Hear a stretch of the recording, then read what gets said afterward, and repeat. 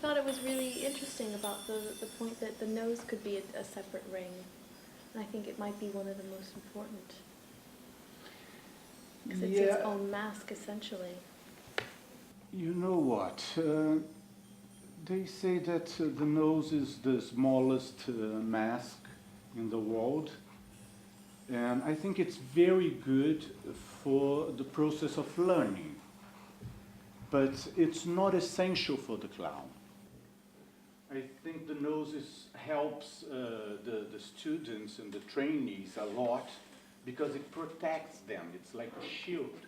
So it's like they can do whatever because they have the nose. But once you grow up as a clown, you don't need the nose anymore. Maybe you need a hair or something else, but not necessarily the nose. And what's in between the nose and the mouth? The mustache. So how many clowns do you know that use the mustache? And so it could be another ring or sub-ring. Why do you suppose so many children are afraid of clowns? Not only children. Yes. Not only children. Many people. Did you see some people running out of the? Yeah, it's amazing. People really get afraid of clowns. Why do you think that is? Is it the makeup? There are many suggestions about why this clown phobia exists. You know, one of them is about sex. Because the red nose and the red, they have a relationship. You look at that and think about something else. So it could be a sexual problem. Okay. But I'm not an expert in phobias. I think it's very hard to talk about that because there's the dark clown, which is the Joker in Batman, for instance. That has the archetype of the black forces, you know. So there is the dark clown. It's like the dark heroes. There's something about a clown, the makeup clown, that they have a smile that is painted on, and I think it's interesting to see facial expressions that are painted on and can't change. Because you can have angry eyes and a frown on your face, and yet you have this big smile smeared across your face, and I see why that the ring. You're highlighting the ring, saying no matter how I'm feeling inside, because there's a relationship with melancholy and clowns. And also clowns. Melancholy and philosophers too. You know, you can see almost all of them died. I think historically clowns were used in tragedies in circus, right? Exactly. And clowns, they kind of the figure that links even the most, we can say Shakespeare, the most tragic tragedies, the clowns are always there. They kind of linking. The clown in King Lear is the last one who abandons Lear. So there's always some kind of very strong dramaturgic strength for the clown. So it's like heroes. There's the black heroes that kills. And there's the heroes, the real heroes, that united. So I'm not sure. I have to do another PhD about clown. Yes. What is your thought process when you're picking out jokes or gags? What works, what doesn't? Is it an intellectual thought process, or is it more of a physical thought process? And how do you edit when you're creating a performance as a clown? Oh, it's a very interesting question because actually when I'm creating material, I don't think about the principles. I don't think much about the rings. I just work on it, and we establish some patterns or some that if it works, it works. If it doesn't work, it doesn't work. So we don't use it. And how do we see if a material work or not? We check it. With checking with the audience. Because if the audience doesn't respond, if you don't have feedback from the audience, it's not necessarily laughter. Okay, it could be some kind of some response from the audience, it's because it's not working. I have to say that this work demonstration was directed by Leo Sykes, which is the director of our group and has been the director for 15 years, and she directed more than 5 productions. And we have a very dynamic kind of process when we working together. She asks for material, and we just bring loads of material, musical instruments, loads of scenic, theatrical material, and she says, oh, this works, oh, this doesn't work. Work more on this in order to work. So less is what we hear the most, is less, less. So it's always a process of dialoguing and confrontation, collisions. Would you ever insist on a visual gag even if the audience wasn't having it? Like, for example, if you were having a show and did a visual gag that you believed in very much, the audience didn't laugh, would you do it again the next day?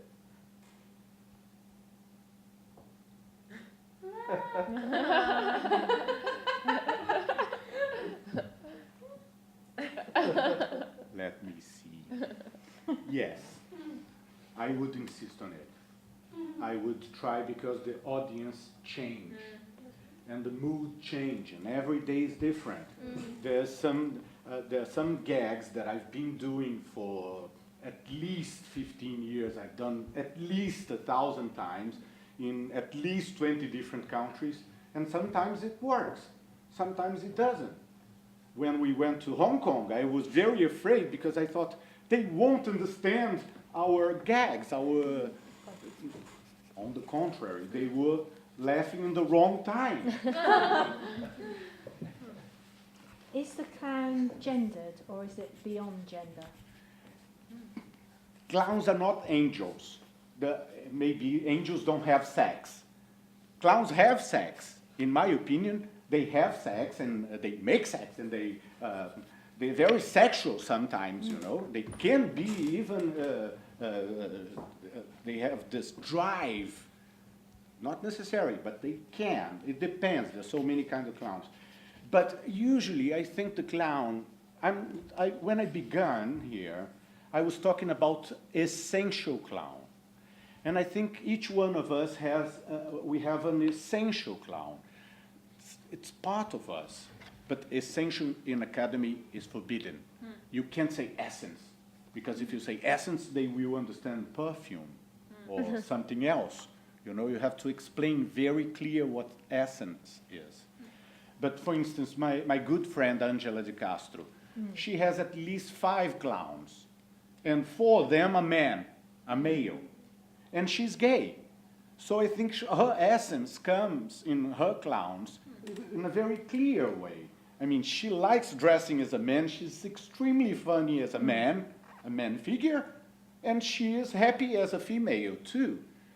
And so it's difficult to say about genders, but I really do believe that they are not angels, you know. They have sometimes body, flesh. They're very human. Actually, I think they're too human.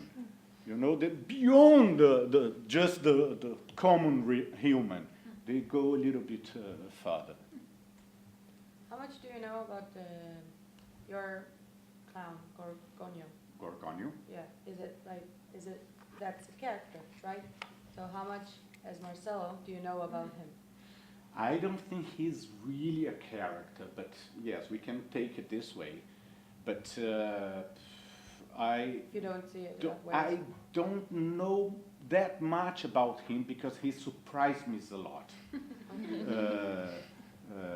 A couple weeks ago, I went to the South Bank to shoot a film. Someone invited me to do something weird film, and I was supposed to be dressed as a clown. And you know, the whole process, going to the tube, stopping the tube and opening the doors for the tube and stopping the train and, you know, asking a ride for the Rolls Royce and, you know, things like this. I didn't expect that, but Gorgonio just comes and do weird things, you know, and plays with the dog and talks to the dog and suddenly you know, the dog is his friend, and he's going with the dog, and then someone else's dog, oh, I'm sorry. So, but I don't know much here, and I like the unknown Gorgonio, because I like the surprises he produces.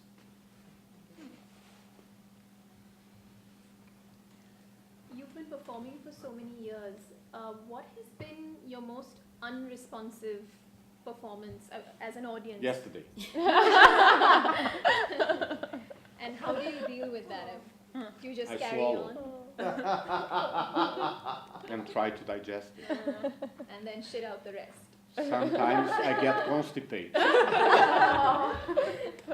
But not always. I'm good in taking shit. In my opinion, clown doesn't have to be in the shit. You know, I think the idea is how to learn how to swim and catch the shit waves, you know.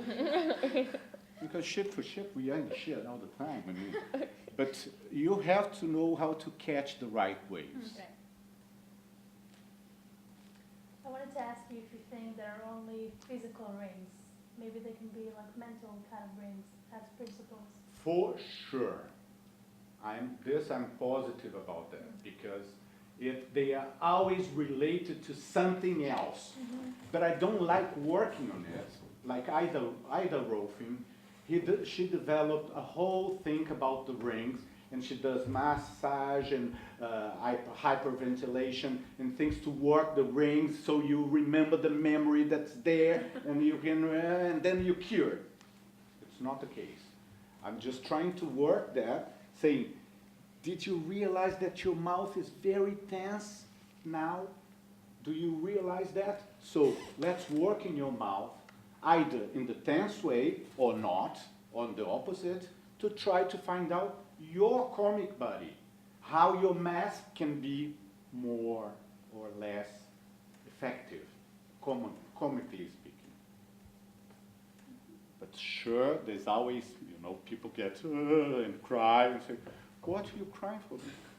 I didn't say anything. I just said that you're really awful. But this is part of it. We are all ugly. It's not you.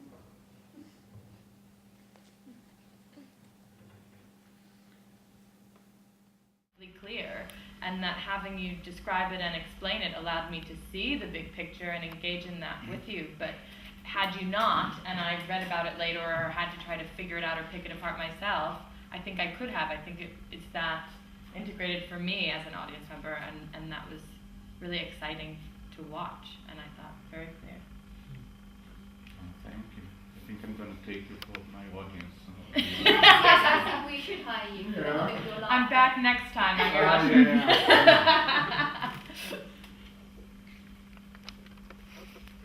I think it was very the transitioning out of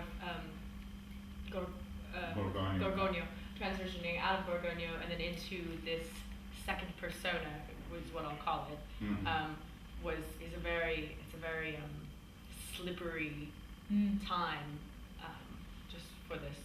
I'll call it performance because it is. And I think I didn't know sort of what mode you were dealing with me in for a while, because you start off telling a sort of theatricalizing a story of your birth and whatnot, and you've gone from, you know, we see you've taken off your clown, but then I'm not sure if you've put on a new one yet, or if you are sort of what mode. So I was a little sort of distracted by just wondering on what level to take you, what level of sort of who is this new persona. But then it's just the transition that I would like consider. Yeah, but for me as well, Hannah, you know, because actually I think once you are here, in a way or another, you are on stage. I mean, it's not a clown, but it's a different persona for sure. But it's not the same Marcelo you will have a pint in a pub or something. You know, it's still is someone trying to explain something in a different way, in a different context. But it's totally true what you said. I mean, to be honest, it gets to a point where it's technical. How much time can we use taking off the clown before it just dies? So how much can we how much can we leave so try and get rid of the clown but not kill the performance. So. Yeah. And I think there's that sort of odd and interesting element of the performativity of any of us presenting anything. I mean, it gets that, you know, the way that we present our papers to each other in practice, with, you know, even PowerPoints clearly calling ourselves, it's still not the way that you talk about it to your partner in bed or to your little sibling, or, you know, it's all different modes of communication. I think because you're talking about putting something on, that Hannah's right, and it does draw even more attention to that. But I think, yeah, I'm curious to see as the work develops how you choose to highlight that or distinguish that, because there's so many ways. Well, I was thinking about my daughters, and they say that I became a very boring clown when I came to England, because I stopped performing, I stopped traveling, I stopped bringing presents, and they prefer presents than my presents. And so it was very hard to think about something that was boring. Mm-hmm. So the whole idea was trying to make this kind of lecture, but not a boring lecture, but talking about, actually, the very final phrase is, I'm exposing myself here, guts and soul, because I'm really putting my doubts in front of you. I'm really, I feel naked because I have never thought about those principles. I have never worked on them, and I can say that we thought, when we were conceiving some kind of scene for our shows, we talked together about some principle, something, but not specific as clown's principle. It was much more in the sense that it works or it doesn't work. You know, we only had this parameter, which is, it works when the audience responds, either laughing or touching or commenting or making some kind, and it doesn't work when the audience doesn't do anything. It doesn't come any feedback. Mm-hmm. But now I'm trying to go deeper, and there's something that occurs when you stand in between, which I found really interesting. When you stand in as conduit back to Gorgonio, when you take on that central sort of invitation. And for me, what was interesting was when you described the psychology and you described the function and the way the clown approaches, you know, a simple task. That was part of the sort of the medium mode of it, and it still remains funny. I don't know what that means, but for me, that was the most sort of vibrant point in it. Was when you stepped out of embodying the clown, when you stepped away from him, and yet you could describe him, who you inhabit, but also inform me. And I still found the idea that when you look at a set of books, your psychology is such, and your world is structured in such a way that I understood, and I actually found that funny too. Now, I don't know what that means, but that was really interesting to me, was because for me that was the most enlightening moment, was actually seeing someone in those sort of three modes and getting the information on another level, and yet finding it as funny as I would if you'd gone back, taken off the hat, and then enacted that for me. I don't know what that means to you, but that was what. it's very hard to talk about the underscore of yourself, and then it's not just yourself, because actually I think in a different way, I act and I react in a different way when the clown is here, it's embodied, you know, when I really get the feeling that the clown is here. It's amazing, because, for instance, if I go to catch a tube dressed as a Gorgonio, I will sign for the train. You know, it's another. So there is some kind of weird underscore, weird logic, and the clown's logic going on, because it makes sense. That's what I do for the bus. That's what I do for the train. You know, And I was doing that here in London a couple months ago, and the children just went crazy. They said, there were children in the platform, and they said, "Oh, he's trying to stop the train." So I was trying to stop the train, trying to open the doors, and because the clowns kind of allowed you to perform in a very non-conventional way. And once you have the clown, you really can go for it, you know, because there's no censorship. There's a kind of breaking the censorship. So actually it's very interesting when you say three, because there's Marcelo Beré, there's the clown Gorgonio, and there's this lecture man here talking about them. That's what I mean. That's what I found interesting. Yes. Was that sort of explicit contract when you stepped away from the clown that we had to take on with you, and yet I was still able to embrace the humour of the experience, which I just found an interesting effect. Yeah, thank you very much for that, because I didn't think about it. I thought it was only two. There's a really exquisite moment when, after the tension of sitting down on the books, when the books sort of give a little bit, when your weight goes onto them. I think I just want you to be aware of that. Knowledge. Yeah. It's also hello sharp. It'd be interesting just to hear you talk a little bit about the misfit and the relation to what you mean by misfit and what you mean by the principles of planning. Because in some respects, what you do there is so competent that you're kind of looking for the practice-based research because you're doing it so well. So, and it seems to me that some of the tension there, which is worth exploring, is in what sense are the principles of being a clown the same as those derived from examining, let's say, the phenomenology of being a misfit. You don't have to be a clown to be a misfit, right? So, where does the clown extrapolate from the misfit its clown-like qualities? You see what I mean? Yes. And the other thing which is notable about what you did there, I thought was very interesting, was that, because I've read your work, now seeing it's quite interesting. So the level of metaphoricity is kind of curious. The Willem Reich 7 Rings on paper are very obscure. And I'm kind of thinking, I've read Willem Reich, is this about orgone? Is this some weird kind of psychosexual kind of theory? And then you put it in practice here, and actually you're just talking about, the kind of mechanics of the body and how you interpret those in terms of the kind of principles of the clown, which seem to be actually taking the metaphor very literally, which I thought was quite interesting, also from the point of view of the clown logic, if you will. So partly your research has a problem of trying to find an adequate language to describe what you do very well already.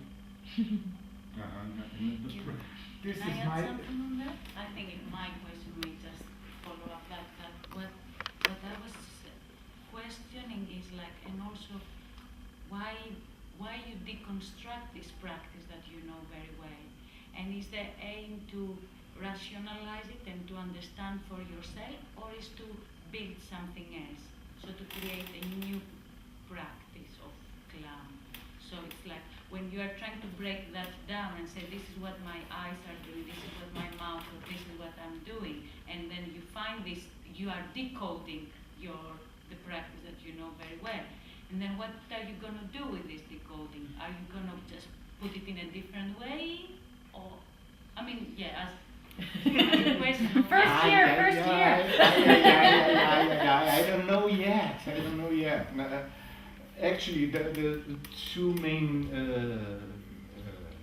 streams going on right now, and they are parallel, but they meet each other. Parallel lines never is clown's logic again. I mean, they're parallel, and at the same time they are overlapping, which is the study of these principles to help people that want to know more about clowning.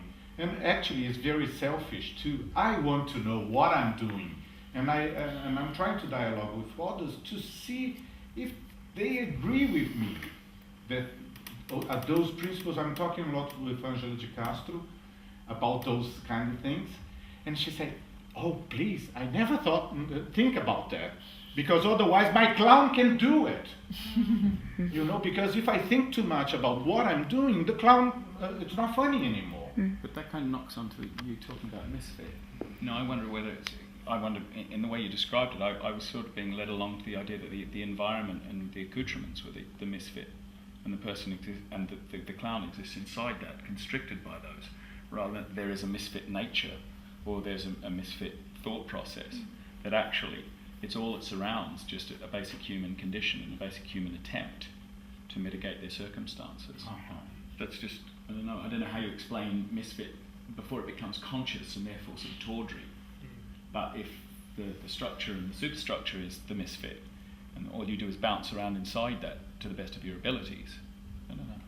Yes, but I think Tony's right, because maybe I should first explain what I think what a misfit is. Yeah.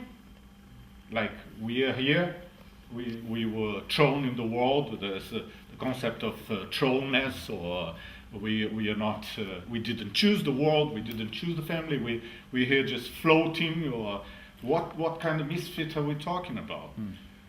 But then I think this is better on words in the paper there, and trying to, and here if I talk too much about that, we will miss the connection of what I'm really trying to talk about.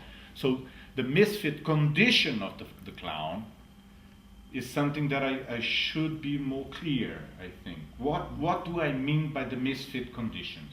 When I say how the principles I identified are related to the misfit condition of the clown, what do I mean the misfit condition? By the misfit condition?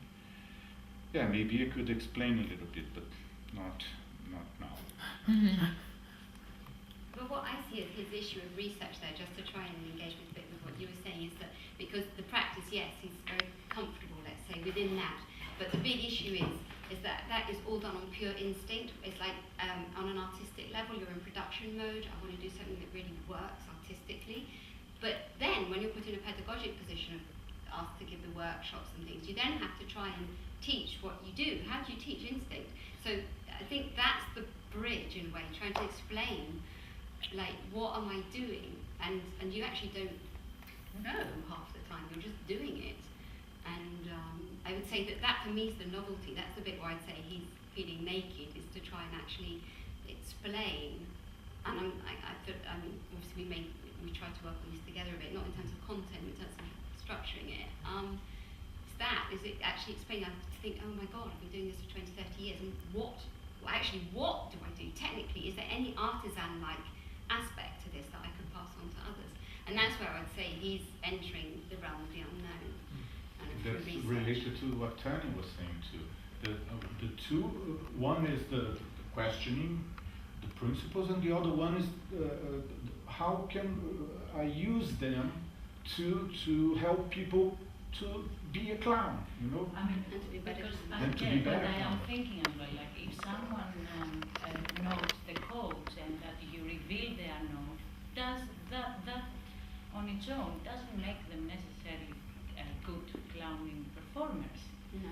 So it is something else that is driving this practice, and then you decode yourself and your practice, but it does not mean necessarily that this new code will work for someone else. But one of the things I would do in this, and I'm still thinking about, is inviting people to come here so I can show the 7 rings. I would have really liked to see that, because Yes. like as you were going through them, I was kind of thinking amongst the auditorium and people that I know, like, oh yeah, he's kind of Yes, growing this is through it. something I could try to see to wrap up the work demonstration with that. I would like to invite someone to come here, and I'll choose the volunteers. If you don't come, I'll choose the volunteers. So to come here and so we can talk a little bit about the 7 rings. But then it's exposing someone else. I have, you know, because one thing is voluntary participation of the audience, and the other one is, come on, girl, here, and now I'm gonna show you that you have a funny body. And it's, you know. It's also a question of time, isn't it? Because he really wanted to do that, and I was actually against it because I thought in a short time frame it actually becomes extremely just illustrative and decorative rather than true work. And so I was just a bit. We had a big discussion that he felt it should happen, and I just thought in the time framework it would be very too superficial. Yes, it would be just, funny ha ha ha.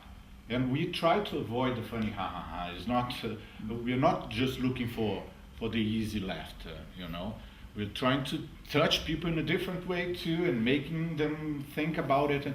But it could work, depending who was here. Yeah. Sean, come here and I'll show you. So much, I mean, like, the classic thing with that is, you see the street performer, like you go to Covent Garden, and there's some clown following people. They're walking down the road and they do exactly what you're doing over the 7 rings. They just perfectly capture the person and everyone's laughing at them. Actually laughing at the person who's being imitated. Having this weird neck or whatever, which is, perfectly explains that. But it seems to me what you're doing there, the real kind of research questions, go beyond the questions of simply extrapolating set principles by which you might teach it to others. It seems to me the real research potential is the way you reframe the whole notion of what we mean by clown in relation to the notion of a misfit. There seems to be kind of existential dimensions to that, which I think are quite interesting to explore.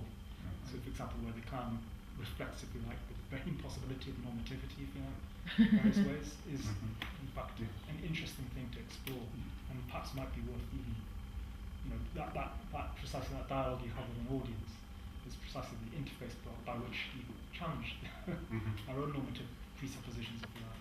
We've all got funny bodies and twisted mouths. And this is something I have to talk to my director here, so maybe tomorrow there will be something different.